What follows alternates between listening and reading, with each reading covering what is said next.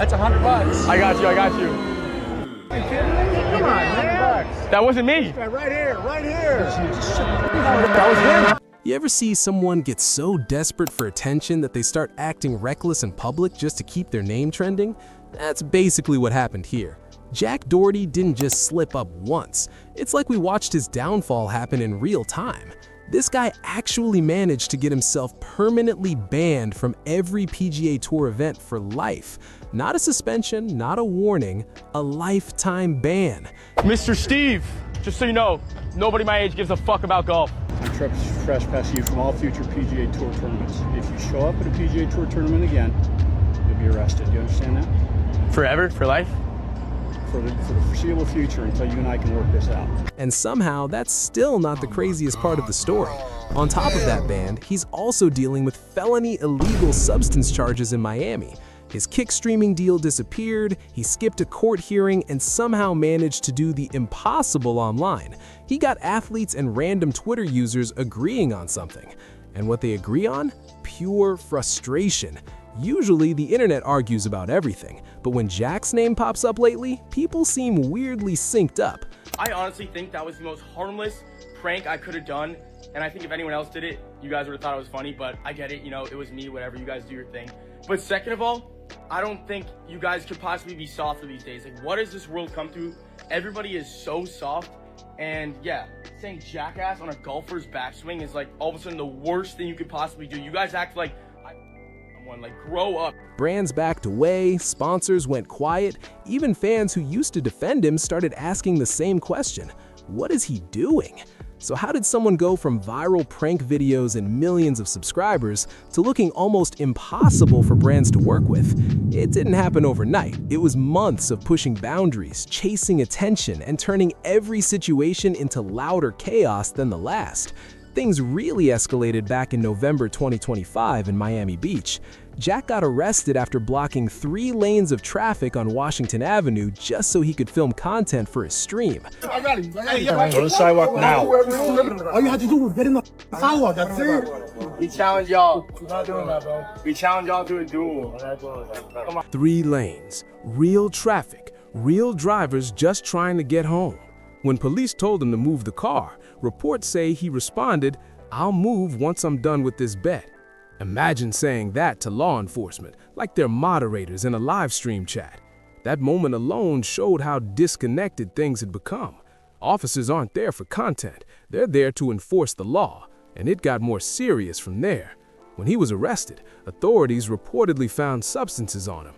Early reports claimed it was Adderall, which already brings legal trouble without a prescription. But lab results later identified it as a Schedule II controlled substance. YouTuber Jack Doherty was arrested on drug possession and other charges in Miami on Saturday morning, police said, but claims he has since been let free on bail. The 22-year-old was filming content while trying to engage with police officers in the middle of the road, blocking traffic in the process. According to arrest documents published by US media, he was then arrested before a police search found half of an orange oval-shaped pill with 3 imprinted on it, consistent with a Schedule II amphetamine, and 3 suspected cannabis cigarettes. That shifted the situation from a bad decision into a serious legal case.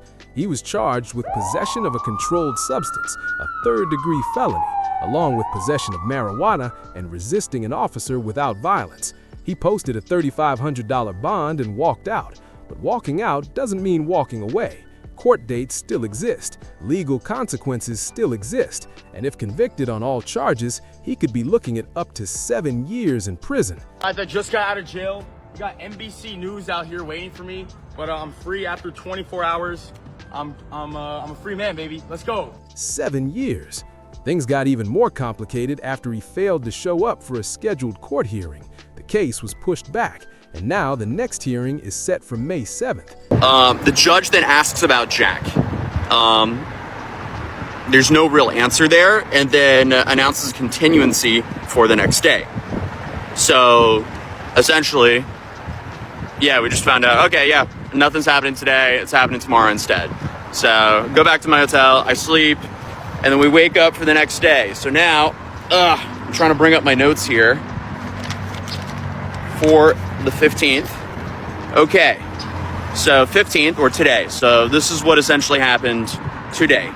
So I arrive at 9:22 because I realize it's no point in arriving an hour early if I already know where I'm going and I know when the time is.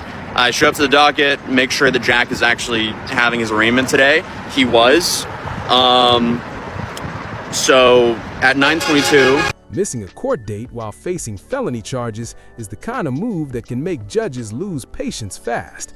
Most people in that situation would probably stay quiet for a while, lay low, show the court they're trying to turn things around. But not Jack. Instead of keeping a low profile, he showed up at one of the biggest golf tournaments in the country.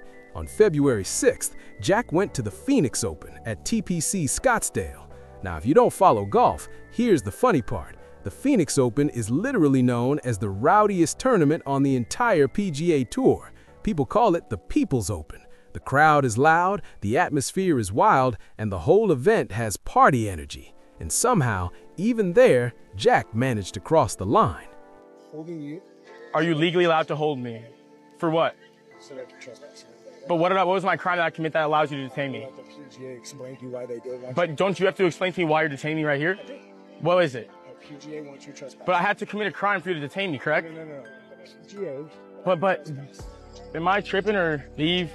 They're saying like I'm allowed to leave. This is an illegal trespass, sir. Dave, aren't they not allowed to detain us right here? They got me barricaded in right here. Like, is this legal? I got kicked out of the barricade. What was my disorderly conduct? They had you on video trying to solicit people to be disorderly with dogs. How am I being disorderly? I just explained it to you.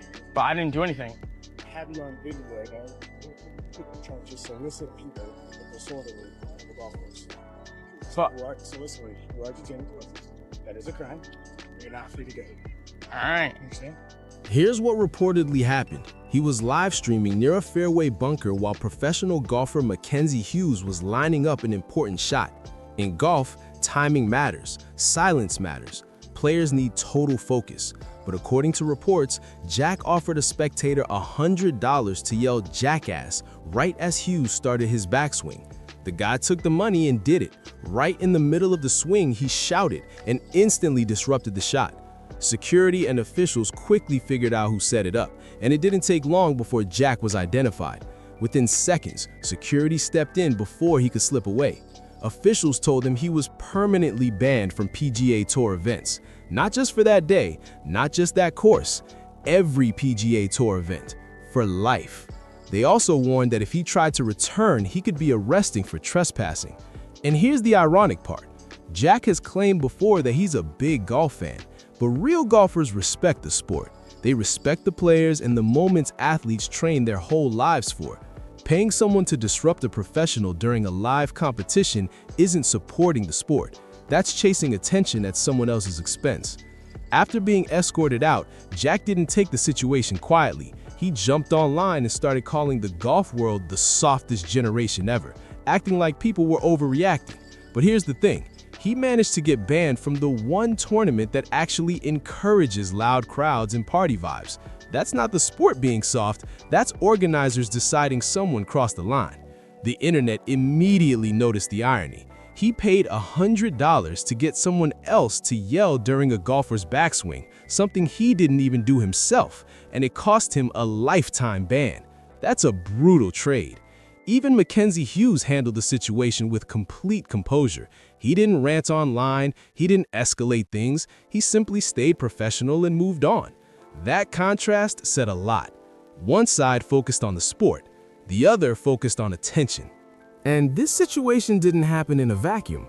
For a while now, Jack's brand has been built around pushing boundaries, bothering strangers in public, and creating chaotic moments for livestream clips. At first, that kind of shock content grabs attention, but over time, when every stunt has to be louder and more disruptive than the last, it stops being funny and starts looking reckless. Eventually, something breaks, and this time, the consequences left the internet and entered the real world. That's especially serious considering he's already out on bond for felony charges. When someone is awaiting trial, prosecutors pay attention to what happens between arrest and court. Are they staying out of trouble? Are they showing accountability? Or are they creating more problems? Legal experts say behavior like this can seriously hurt someone's chances at a favorable outcome in court. Then, the PGA Tour released an official statement saying they have zero tolerance for orchestrated interference with competition and that the ban will not be reconsidered under any circumstances. That means no Masters, no US Open, no Phoenix Open, nothing. A full blacklist from PGA Tour events. And while all of this is happening, the attention he's chasing doesn't even hit the same anymore. Views are slipping, the shock value isn't shocking like it used to be. When your whole strategy is go bigger and go louder, eventually people stop reacting, and when the clicks slow down, all that's left are the real-life consequences. Felony charges, lifetime bans, brands thinking twice before getting involved. And the crazy part is that at one point, Jack had serious momentum, millions of subscribers, big sponsorships, real money on the table. He had the opportunity to level up and build something that could last. Instead, the chaos just kept getting louder. Now it feels like a cycle. Push limits, face backlash, act unbothered, repeat. But what do you think? Is this rock bottom for Jack Doherty, or does the situation get even worse from here? Let me know your thoughts in the comments below. And if you want more breakdowns like this, make sure you like the video, subscribe to the Online Fallout channel, and share this with someone who's been following the story. Thanks for watching, and I'll see you in the next one.